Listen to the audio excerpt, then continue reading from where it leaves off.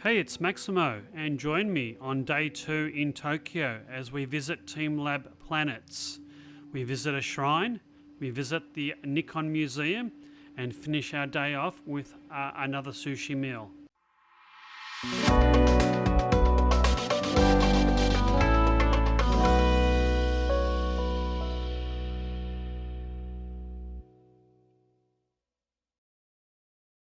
Hey, it's Maximo and welcome to Maximo's Travels. Well, today folks, I'm in Tokyo and in TeamLabs Planets.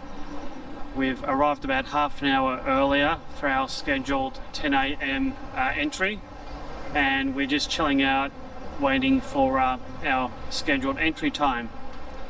It is very important that you book online before you come because there's no availability of tickets at the door. And all entry is timed, and don't be late. I'm really looking forward to go and see TeamLabs Planets. Come and join me.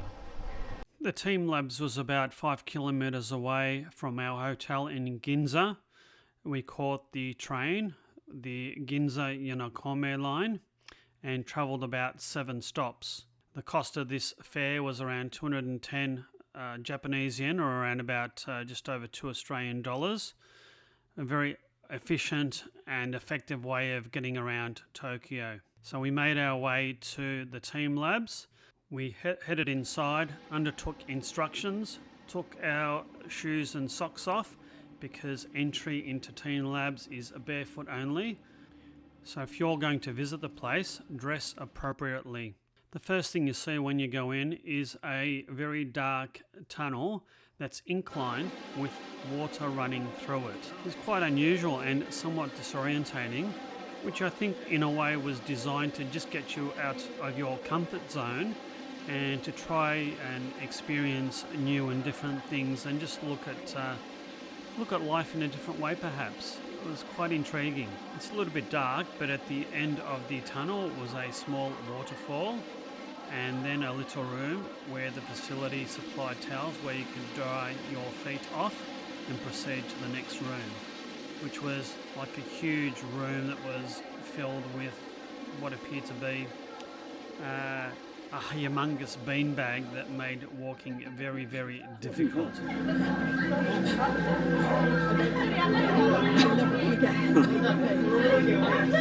What do you mean don't leave here? Oh my god. Oh. Don't fall over.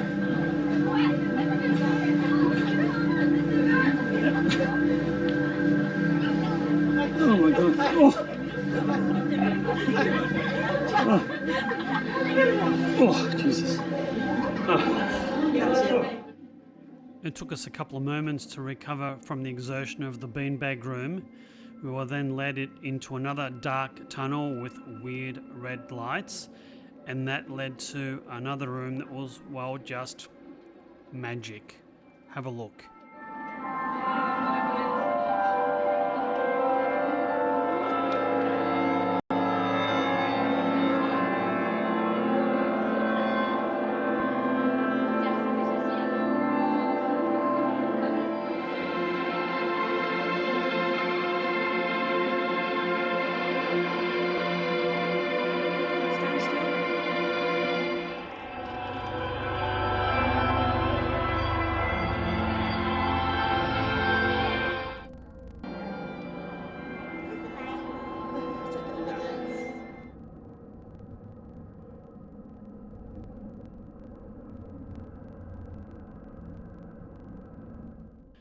That laser light room was truly visually spectacular, but more visually and audibly spectacular things were to come. The next room was quite a big darkened room with water up to your calves and laser lights shining in the water. The water was quite warm, so it wasn't cold at all. And it was quite milky, which made it, I guess, easier for the lights to shine on it. It was very, very unusual. It's nothing. It's like nothing I've ever experienced before. So we spent a good 10 or 15 minutes in this room, just wandering around and having a look at all the different unusual and unique sights and sounds.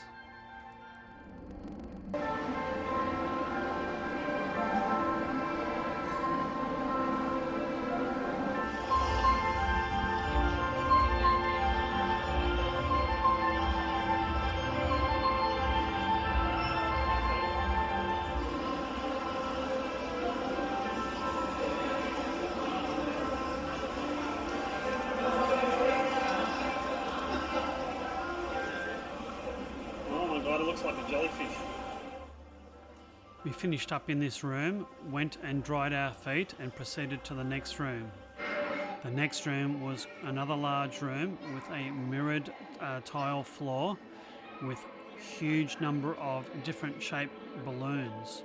The balloons were white, but there was an audio and also light show that changed the colour of the balloons every few seconds. This is another fantastic room to experience different sights and sounds, and it was a bit more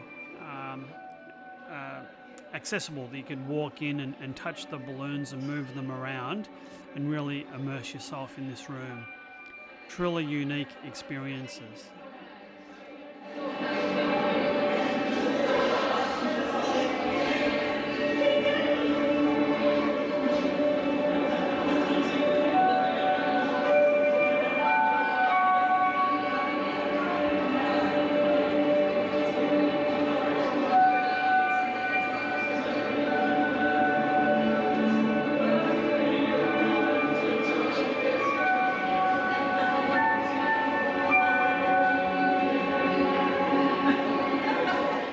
And if you think that was good, the next room absolutely blew our minds.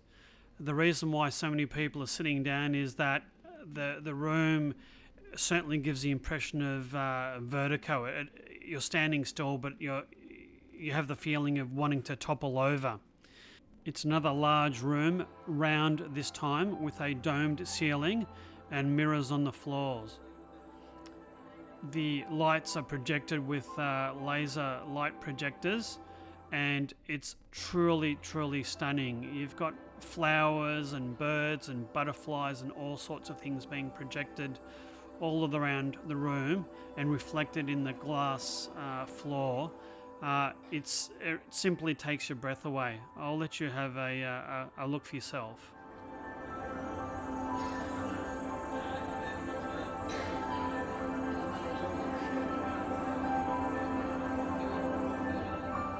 Oh my god, I don't like the spinning.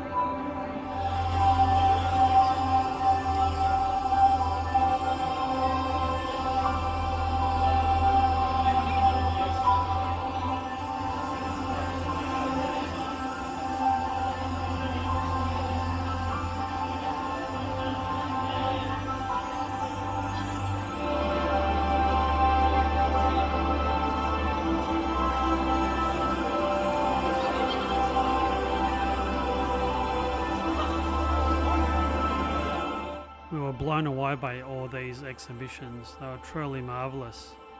We finished up at the art spaces and made our way over the other side of TeamLabs to the garden area. The first garden we saw was the moss garden of resonating microcosms. I didn't really get this, but it was interesting to see the reflection and the mist being blown around. It was frightfully hot and humid, and we soon made way for the other garden, which was indoors and air conditioned. This other garden is called the Floating Flower Garden, obviously because flowers are floating. This is another truly spectacular visual attraction to see. They're real flowers suspended from vines and whatnot, and it's made all the more impressive because there's mirrors on the walls and mirrors on the floor. So it gives a really unique 3D experience with so much depth. Unlike the other attractions, there were a limited number of people that were allowed in here at any one time, and the time in the room was limited. I think we had about 5 minutes to see all that there was to see before we had to line up and were escorted out. What a truly world-class attraction TeamLabs Planets is. It's really built for all ages. I think there was young people there were middle-aged people there, and a few mature and discerning travellers there as well. I would highly recommend TeamLab Planets for any visit to Tokyo. Truly stunning visually, the sound, the sights, the experience was just absolutely fantastic.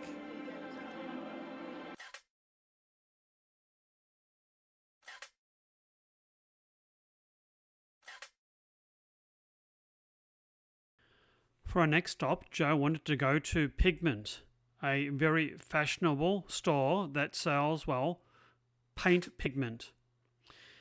Joe, as I said before, is into the arts and crafts and wanted to go to this store, and it was actually really good just window shopping and seeing the extensive different pigments that were available for purchase. Very, very intriguing and interesting, as well as having a look at all the different pigments and instruments. Next, we had a walk, a short 20-minute walk from Pigment to the Nikon Museum. It was actually really good going through the Tokyo Bay and Rivers area, an area that I hadn't been before. It was exceptionally hot and humid, but a very scenic walk as we made our way to the Nikon Museum. So that's the entrance to the Nikon Museum if you're walking from the riverfront. This shows you the entrance to the Nikon Museum if you're walking from the main train station, which is probably the most sensible thing to do. Now, I am a bit of a Nikon fanboy. I've had Nikon cameras for over 25 years, and I particularly wanted to come to this museum just to check out all the different cameras and lenses that have been available through the last century or so, and just have a look at the museum. And I won't bore you with all the footage and photos that I've taken, but I might do a separate video review of this museum for other fellow Nikon fanboys, I think. So we finished up at the museum, went to a family mart and bought ourselves some lunch as it was lunchtime. We headed down to the little park that you can see in front of you there. I bought myself a couple of onigiri. So to open an onigiri, it's as simple as 1, 2, 3. You just have to follow the little signs. Number 1, pull down and all the way across. Number 2,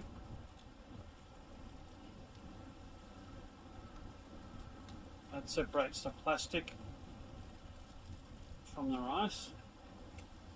And number 3.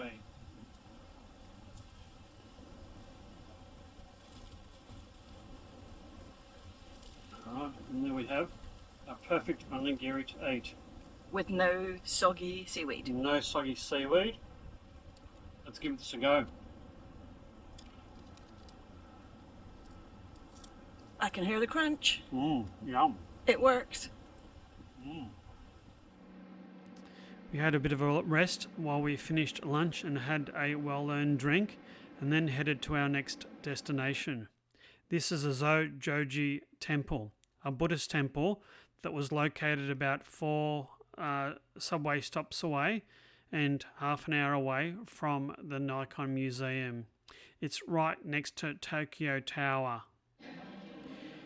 Actually interesting catching the train, because some of the train stations in Tokyo are absolutely enormous, modern, very, very interesting just to walk through the train stations.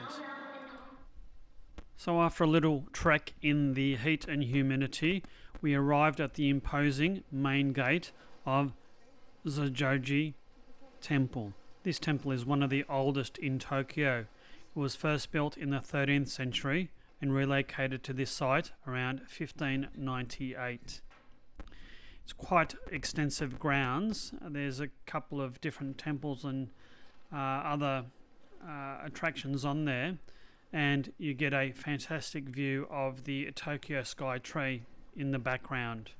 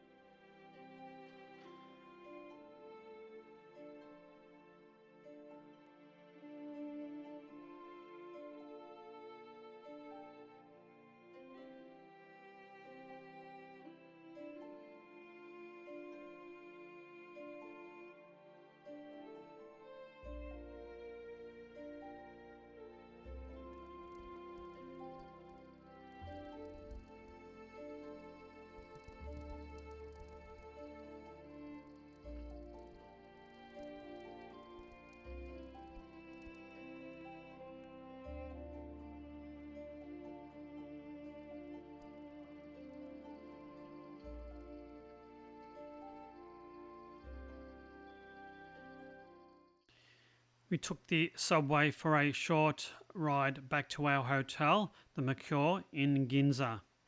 We had a bit of rest and then went out yet again. And what better way to work up an appetite just prior to dinner by going to a traditional Japanese stationery store. This is Itoya in Ginza.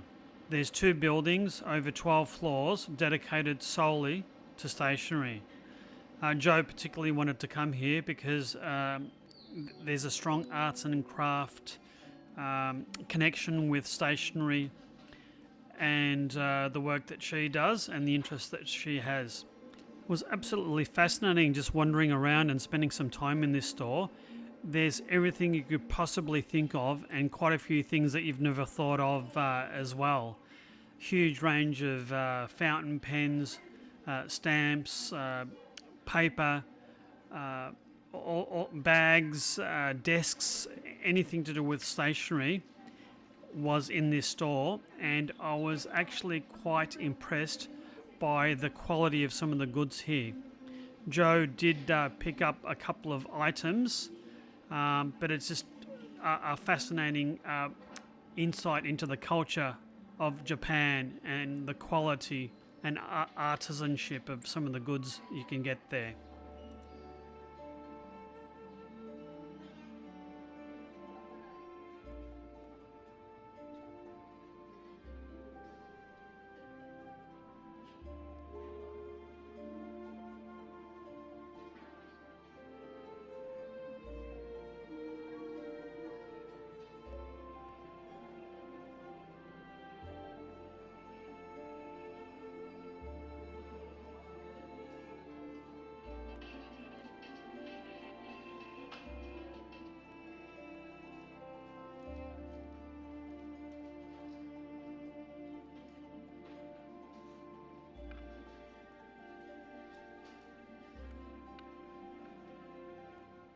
This store even has its own hydroponic farm on the 11th floor that services the cafe restaurant that's located on the 12th floor. Truly amazing. And to top it all off, we went to the basement where an art gallery is located. The art gallery features a lot of Japanese and other modern art that's been collected over the 100 years that the store's been in existence. Truly amazing. So we finished up at Itoya and decided to have a little bit of a wander around Ginza. Ginza's an area of Tokyo with many expensive designer and luxury stores. It's nice during the day, but it actually lights up and is quite magical and spectacular at night. And we slowly made our way through a number of different iconic buildings, including the iconic Psycho Watch building in Ginza. We made our way towards a sushi restaurant that had quite good reviews. It was on the 3rd floor of a building just off the main street in Ginza. This restaurant was called Ginza Sushiya non Uokin. That's a mouthful in anyone's language, I think. What have you got there, Joe? Do beer. Uzu beer. You do beer. Do I order that for you? That's what you like. Okay. Lemony? Lemony. Can I have a try?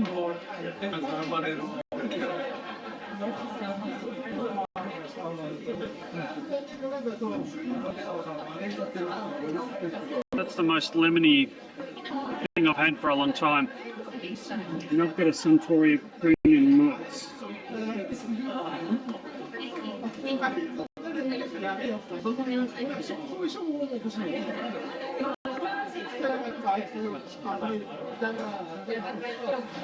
There's more foam than anything.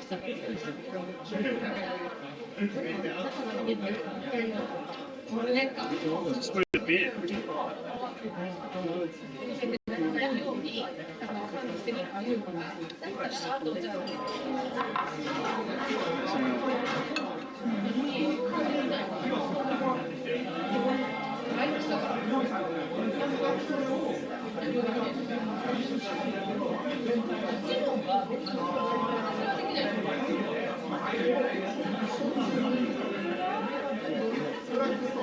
Darling, I've got a...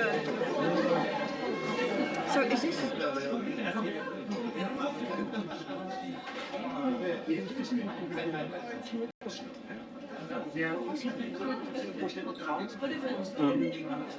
Is that a brush to brush the soy sauce on? I can only think it is. I don't think I've ever seen that before. Have you? It's very cute. It is. Very cute.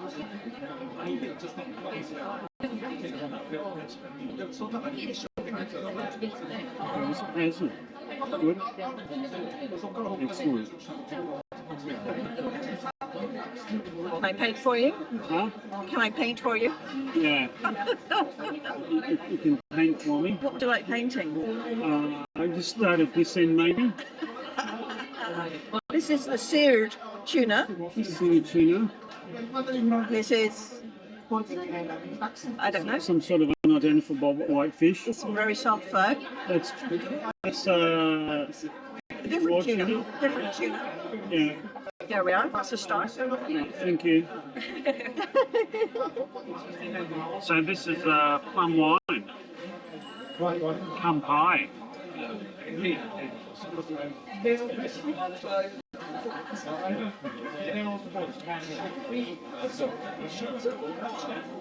Interesting.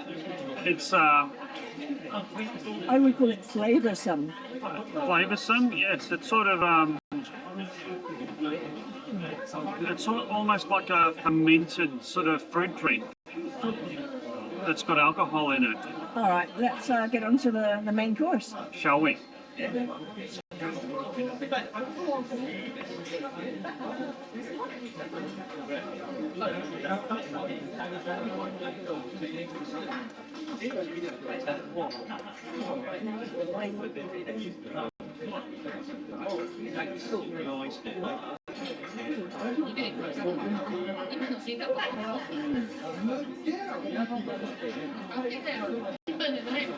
Superb. Mecha ushi. Mecha ushi. Mecha. Mecha ushi.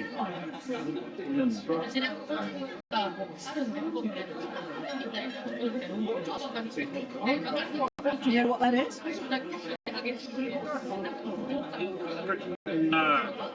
Eel maybe, eel? Uh-oh. Technical failure. Eel. Yeah. Very nice.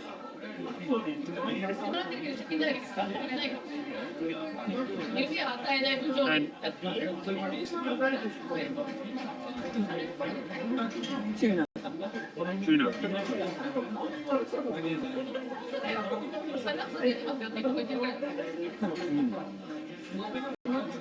Now Maximo is going to try sea urchin.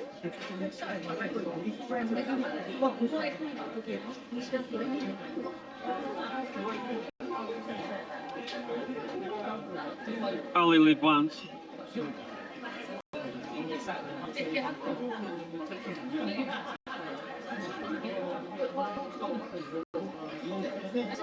What does it taste of?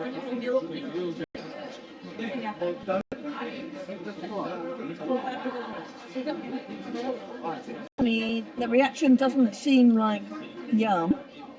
It's sort of creamy fishiness. It's not unpleasant. It's quite nice, actually. Quite nice. Quite nice. It's creamy, rich, slightly salty. Not really selling it to me.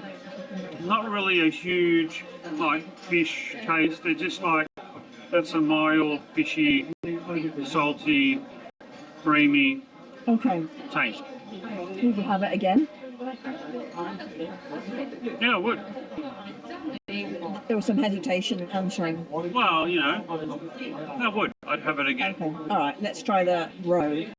Well, I've had roe before, but this looks particularly Big roe.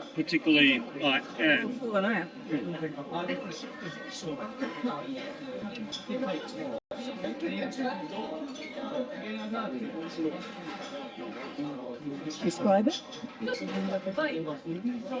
Little bubbly fish explosions in your mouth. Quite nice. Quite nice.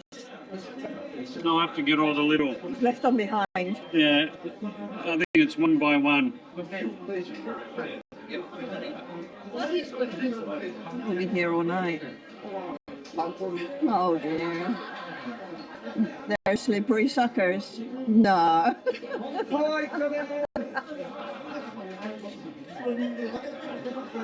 Oh, got one. It's all gone, and it was Zojo-ji. The total cost of this fantastic meal was just over $100 Australian. Arigato.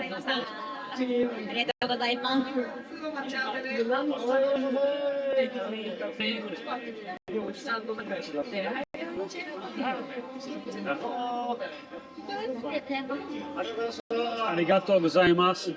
ありがとうございます。めっちゃ美味しい。ありがとうございます。最高。ありがとうございます。また来てください。ありがとうございました。